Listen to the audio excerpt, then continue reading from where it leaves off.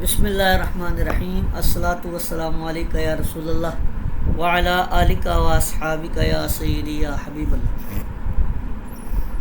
مسلم شریف کتاب الفرائض، کتاب البیوع ہماری تکمیل کو پہنچ چکی تھی۔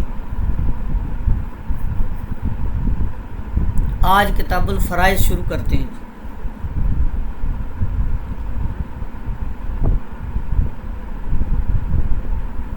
تو آج کچھ مقدمات دیکھ لیتے ہیں، پھر آگے حدیث کی تلاوت کر لیں گے انشاءاللہ تعالی۔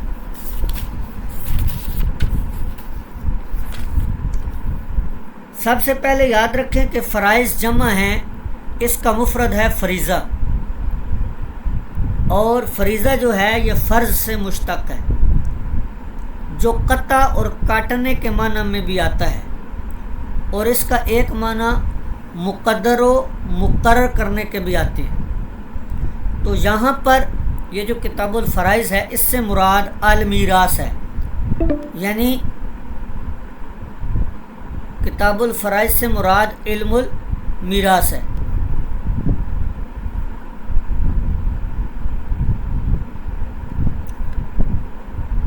اب اس کی اصطلاحی تعریف کیا ہے؟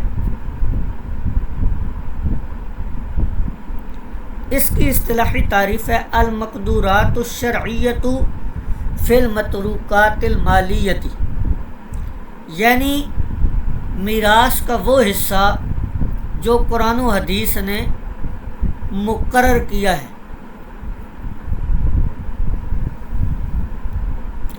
ترک کیے گئے مال میں سے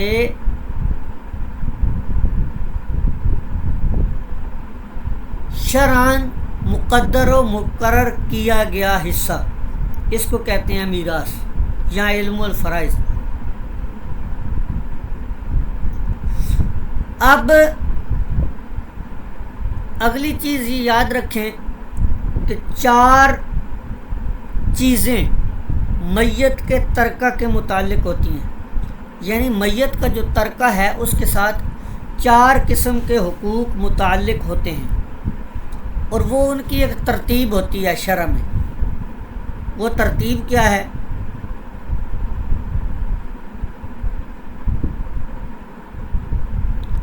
سب سے پہلے جو میت کا مال متروکہ ہے، اس میں سے پہلا حق میت کی تجہیز و تکفین ہے۔ اس پر جو خرچ آتا ہے وہ میت کے قرض سے بھی مقدم ہے۔ میت کے مال متروکہ میں سے جو پہلا حق ہے 4 حقوق میں سے، وہ تجہیز و تکفین ہے۔ اس کے بعد اگر میت کے ذمے کسی کا قرض ہو یا کوئی مطالبہ ہو تو اس کی ادائیگی ضروری ہے اس کے مال متروکہ میں سے۔ یہ 2 چیزیں کرنے کے بعد اب جو مال بچا، یعنی پہلے حصے پہ، پہلے حق میں، پہلے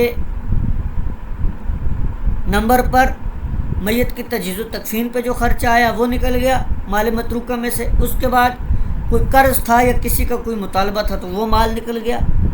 اب جو مال باقی بچا، اس میں سے 3/4 حصے میں اگر میت نے کوئی وصیت جاری کی ہوگی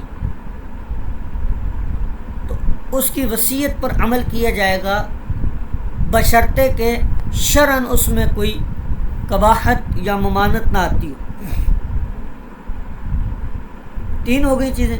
اب ان 3 چیزوں کے بعد تجہیز و تکفین بھی ہو گئی، قرض کی ادائیگی بھی ہو گئی، اس نے جو 3/4 مال میں وصیت کی تھی وہ بھی ہو گئی۔ اس کے بعد اگر کچھ مال بچا، اب وہ سب کے سب ورثاء میں تقسیم ہوگا۔ اس کے بعد آتی ہے جی میراث کی تقسیم کی ترتیب۔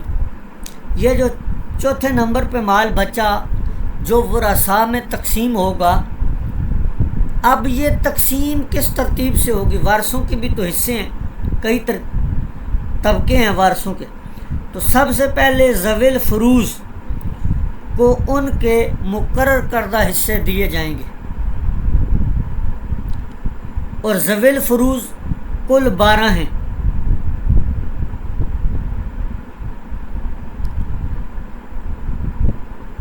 اب میت کے ترکہ میں سے ذوی الفروض کو حصے دینے کے بعد کچھ بچ گیا تو وہ عصبات میں تقسیم ہوگا۔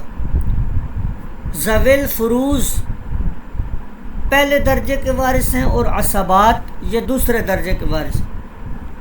اب ایک تیسری صورت ہوتی ہے کہ اگر تو کسی میت کے وارثوں میں نہ تو ذوی الفرائض ہوں اور نہ ہی عصبات ہوں، اب کیا کریں گے؟ اب اس کا جو ترکہ ہے وہ ذوی الارحام میں تقسیم ہو جائے گا۔ تو اول درجہ ذوی الفرائض کا، دوسرا عصبات کا، اور تیسرا درجہ ذوی الارحام کا ہے۔ احناف اور حنابلہ میراث میں اسی ترتیب کے ساتھ ذوی الارحام کے حق کے قائل ہیں۔ اس کے بعد بحث چلے گی موانع ارث، یعنی میراث کے معنی کیا ہیں؟ تو وہ چار ہیں، وہ بھی چار ہیں۔ پہلا غلامی،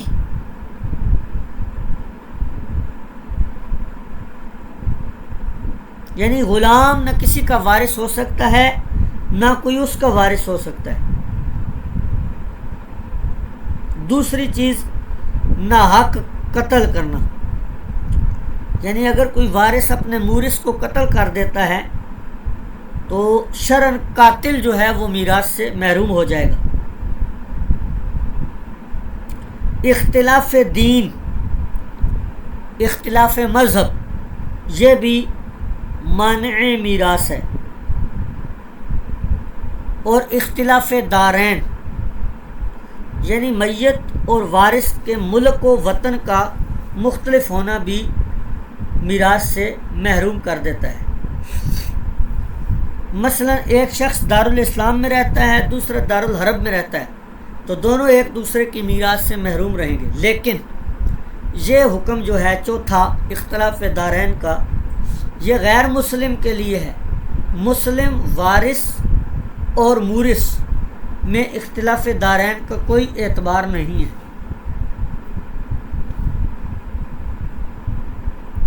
اب آتے ہیں پہلے باب کی طرف۔ اس باب میں امام مسلم رحمۃ اللہ علیہ فقط ایک ہی حدیث لے کر آئے ہیں، باب لا یرث المسلم الکافر، کہ مسلم کافر کا اور کافر مسلم کا وارث نہیں بن سکتا۔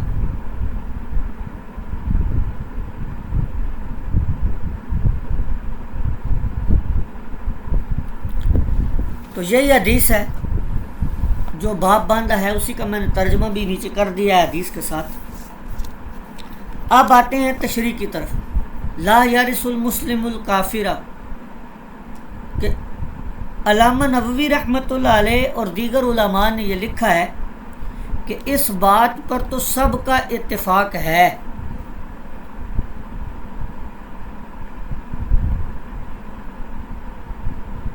یہ یہاں پر دیکھیں حاشیے میں اسی میں لکھا ہوا بھی ہے، ساتھ ساتھ دیکھتے جائیے گا عبارت کو۔ اقوال اہل العلم فی وراثت العلم، تو اجمع المسلمون علی ان الکافر، یہاں سے یہ عبارت ساری کہ اس پر تو ائمہ کا اتفاق ہے مسلمانوں کا کہ کافر مسلمان کا وارث نہیں بن سکتا۔ مثلا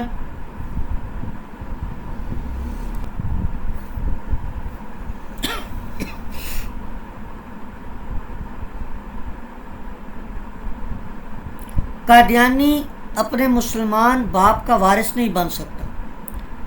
اب اس کا الٹ کریں، اب رہ گیا یہ مسئلہ کہ کیا ایک مسلمان کسی کافر کا وارث ہو سکتا ہے یا نہیں۔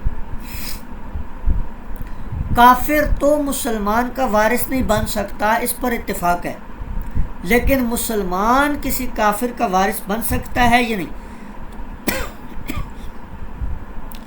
اس میں فقہائے کرام کا اختلاف ہے۔ ائمہ اربعہ اور جمہور علماء کے نزدیک مسلمان بھی کافر کا وارث نہیں بن سکتا۔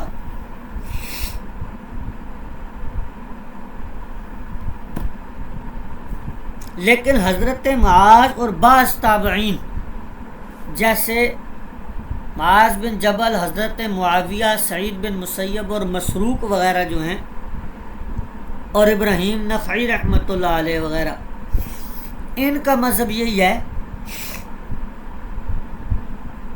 کہ مسلمان کافر کا وارث ہو سکتا ہے، لیکن جمہور کا مذہب یہی ہے کہ مسلمان بھی کافر کا وارث نہیں ہو سکتا۔ یہ تو تھا مسلمان کافر کا یا کافر مسلمان کا وارث ہو سکتا ہے یا نہیں۔ اب اگلی بحث چلتی ہے، یہاں سے دیکھیں آپ، یہ یہاں سے اقوال العلماء فی ارث المرتد، یہ پیراگراف اب اس حوالے سے آئے گا۔ اب مسئلہ ہے مرتد کے مال کا، کہ اس کا وارث کون ہوگا۔ تو امام شافعی، امام مالک، امام احمد بن حنبل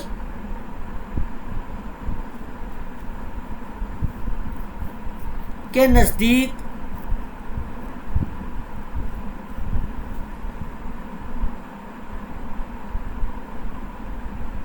مرتد کا حالت اسلام میں کمایا ہوا مال پورا کا پورا بیت المال میں جائے گا، بیت المال اس کا وارث ہوگا، جبکہ صاحبین کا قول ہے کہ جو مال بھی مرتد کا ہے، خواہ وہ اسلام کی حالت میں کمایا ہو یا ارتداد کے وقت کمایا ہو، سارا مال اس کے ورثاء کا حق ہے۔ اور تیسرا قول اس حوالے سے امام اعظم ابو حنیفہ رحمۃ اللہ علیہ کا ہے، وہ فرماتے ہیں کہ حالت اسلام میں کمایا ہوا مال تو ورثاء کا ہے، لیکن حالت ارتداد میں کمایا ہوا مال بیت المال کا حصہ ہے۔ آج اس کی ہم نے پہلی حدیث مبارکہ پڑھ لی، آئندہ انشاءاللہ تعالی ابواب جو ہیں وہ کل اس کو دیکھیں گے۔